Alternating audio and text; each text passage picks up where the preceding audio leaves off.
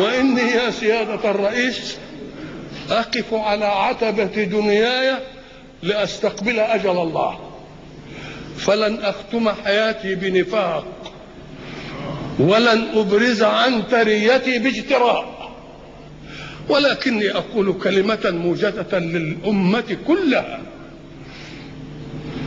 حكومة وحزبا ومعارضة ورجالا وشعبا آسف أن يقول سلبي.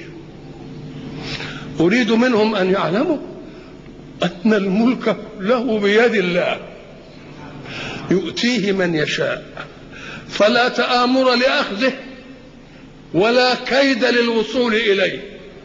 فإن الحق سبحانه وتعالى حينما حكى حوار إبراهيم للنمروز ماذا قال له؟ أو كالذي حاج إبراهيم في إيه؟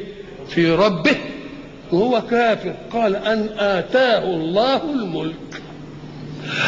فالملك حين ينزله الله قال يؤتي الملك من يشاء، فلا تآمر على الله لملك ولا كيد على الله لحكم، لأنه لن يحكم أحد في ملك الله إلا بمراد الله.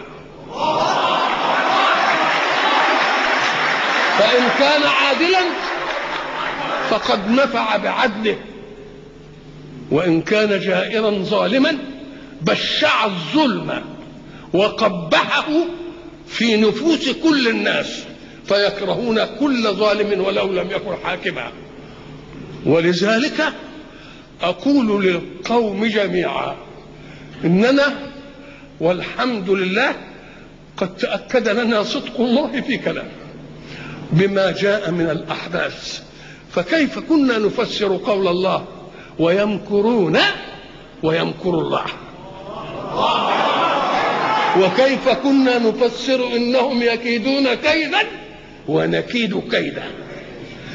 الله يريد أن يثبت قيوميته على خلقه، فأنا أنصح كل من يجول برأسه أن يكون حاكما، أنصحه بأن لا تطلبه، بل يجب أن تطلب له. فإن رسول الله قال من طلب إلى شيء أعين عليه، ومن طلب شيئا وكل إليه. يا سيادة الرئيس، آخر ما أحب أن أقوله لك، ولعل هذا يكون آخر لقائي أنا بك،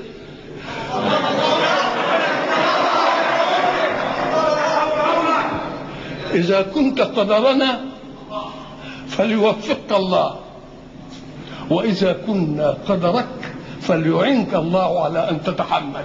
والسلام عليكم.